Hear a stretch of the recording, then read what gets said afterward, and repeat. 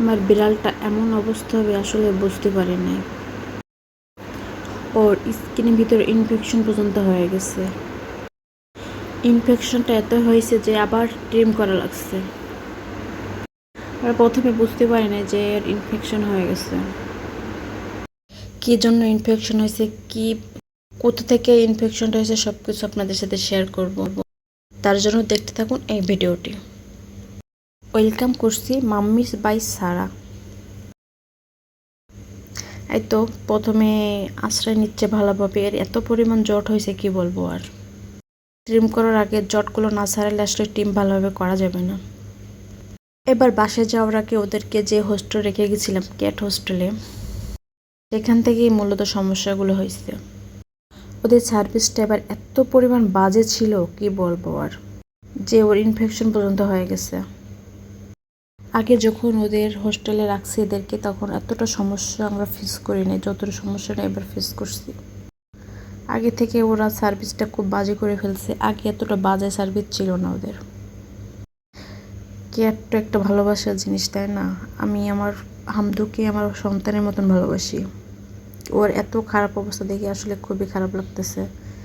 Trim করার সময় ও খুব বেশি দুষ্টুমি করতেছিল না, তারপরও ট্রিটে ধরে রাখতেছিলাম যে বেশি ঝামেলা না করে।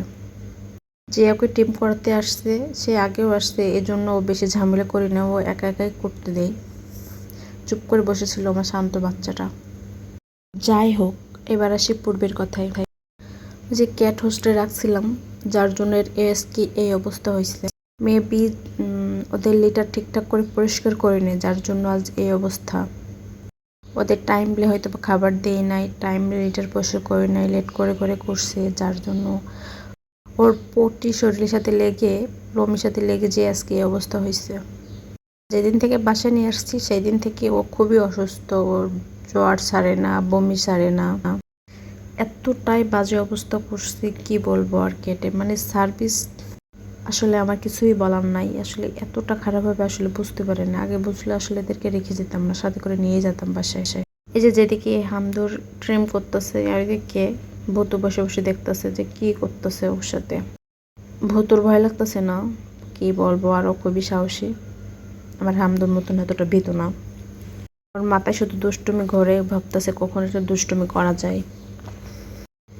এইদিকে ট্রিম করতেছে, এদিকে ওর দিকে তাকায় আছে ভুতুর দিকে, আর এদিকে আমার পিচ্চিটা হামদুকে জ্বালাতন করতেছে। ভুতু আর সারা মেরে দুজনই হামদুকে খুব জ্বালাতন করতেছিল। আমার বাচ্চাটা এত শান্ত কি বলবো আর, একা একাই ট্রিম করতেছে ভাইয়া, কোনো ডিস্টার্ব কোনো কিছু নেই। যেদিকে ধরতেছে সেদিকে চলে যাচ্ছে কাদার মতন। তো শান্ত একটা বিড়ালের সাথে এমন হবে আসলে ভাবা যায় না। ও এত পরিমাণ জ্বর আসছে, এতটাই ভয় পাইছে ওখান থেকে যে জ্বর এখনো পর্যন্ত সারতেছে না, ট্রিম করাই লাগছে। আর বাসায় আসার পর থেকে খুবই ব্যাড স্মেল, কি বলবো আর। সব মিলায় ওদের সার্ভিসটা খুবই বাজে। আসলে ওদের কমপ্লেন দিয়েও আর কিছু করার নাই, যা হওয়ার তো হয়ে গেছে। ওদেরকে আর কি বলবো, সার্ভিসটা আসলে ভালো দিলে আমার বিড়ালটার এত বড় ক্ষতি হইতো না, এতটা ইনফেকশন হইতো না। কাদার মতন শুয়ে আছে সে, কোনো ডিস্টার্ব কোনো কিছুই করতেছে না, খুব শান্ত আমার হামদুটা। যেমনি পারে তেমনি ভাইয়া ট্রিম করতেছে, ও কোনো কিছুই না, ও কোনো রিয়াকশন কোনো কিছু দেয় না। আর আগেই তো বলছি ভূতু খুবই দুষ্টু একটা বিড়াল। এই যে ট্রিম করতে আসছে তার ব্যাগের উপরে উঠে নাচানাচি সব কিছু সে শুরু করে দিছে। যাই হোক, ভিডিওগুলো সব নেওয়া হয় নাই।